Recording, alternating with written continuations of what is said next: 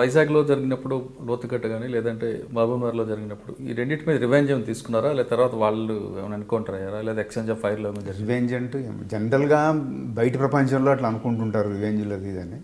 నేచురల్గా పోలీస్ తన డ్యూటీ తను చేసుకుంటూ పోతుంది.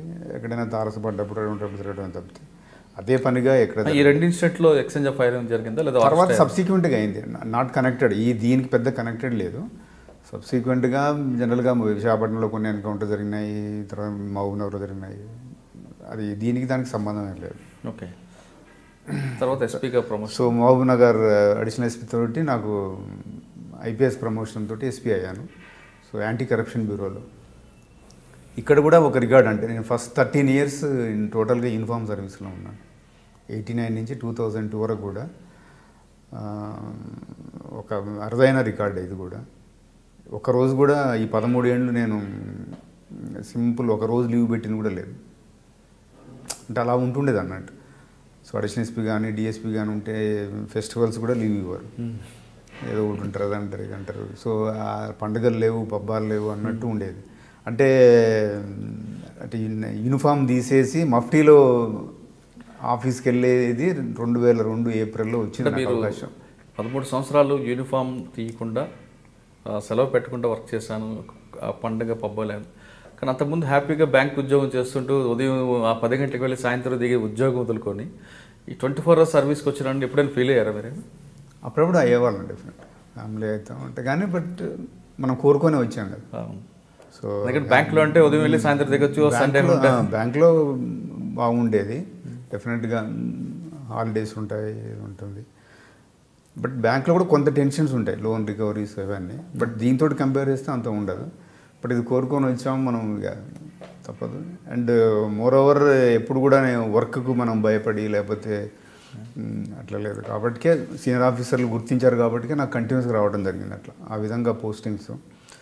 సో ప్రభుత్వం కానీ సీనియర్ అధికారులు గుర్తించారు. ఎక్కడ కూడా నేను రెస్ట్ తీసుకుంటా అంటే కూడా తీసుకోలేని పరిస్థితి. సో కంటిన్యూస్ 13.5 years అలా ఉన్నాను. ఫస్ట్ టైం ఎస్పీ అయిన తర్వాత యాంటీ కరప్షన్ బ్యూరోలో జాయింట్ డైరెక్టర్గా పోస్టింగ్ రావడం జరిగింది. జాయింట్ డైరెక్టర్ తెలంగాణ లేదంటే సిఐయు ఎక్కడ చేస్తాను? అంటే సిఐయు కొన్ని రోజులు ఉన్నాను, తర్వాత రాయలసీమ రీజన్కి ఉన్నాను. ఓకే, రాయలసీమ రీజన్కి ఇచ్చారు. మోహంతి గారు డైరెక్ట్ డీజీ ఏసీపీ ఉండే. సో అప్పుడు ఇక ఫస్ట్ టైం నేను 14 years తర్వాత మళ్ళీ ఇక 5 తర్వాత ఇంటికి పోతే ఎవరు ఆఫీసులు అనేది సపరేట్ అయ్యాయి. అంతవరకు ఆఫీసులు అంతా ఒకటే, ఎక్కడ ఉంటే అక్కడ ఆఫీసు అది. సో ఇప్పుడు ఫస్ట్ టైం ఆఫ్టర్ 14 years 2 రోజులు హాలిడేస్ వస్తే ఏం చేయాలని అర్థం కాదు. అంటే అప్పుడు కలర్ఫుల్ డ్రెస్లు కలర్ఫుల్ డ్రెస్ వేసుకొని ఆఫీస్కి వెళ్ళటం, పండుగలు వస్తే ఎటైనా పోవటం. సో తర్వాత అక్కడి నుంచి అక్కడ ఏసీబీలో మంచి కేసులు చేస్తారు, ట్రాప్ కేసులు కానీ డిఏ కేసు కానీ. నాకంటే ఏసీబీ ఒక విధంగా ఉండేది నాకు. అంటే మంచి అంటే ఇక ఎదుటివాడిని బాధించేది కదా అది ఒక విధంగా. అంటే ఏసీబీలో 2 రకాలు ఉంటాయి కదా. ఒకటి మీరు అన్నట్టు డిఏ కేసులు అంటే ఎదుటివాడు బాధించేది, ట్రాప్ కేసులో బాధించడం కాదు కదా, ఆయన విక్టిమ్ బాధిస్తాడు. ట్రాప్ కేసులు చేసాం బాగానే. బట్ జనరల్గా జాయింట్ డైరెక్టర్ లెవెల్లో ట్రాప్కి పోము మేము.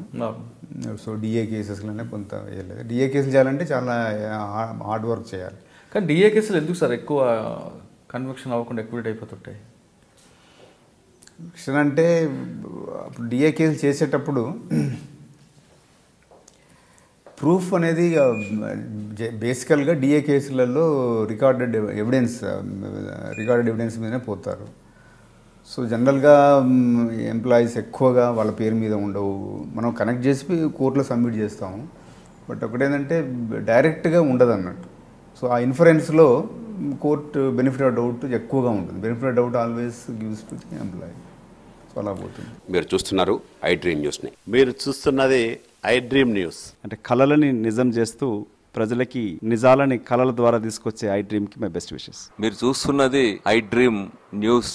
మీరు చూస్తున్నారు I dream channel. For more videos please subscribe I dream. మరిన్ని వీడియోల కోసం ఐ డ్రీమ్ని సబ్స్క్రైబ్ చేయండి. Please subscribe I dream. And I am very much satisfied with the way interview went on.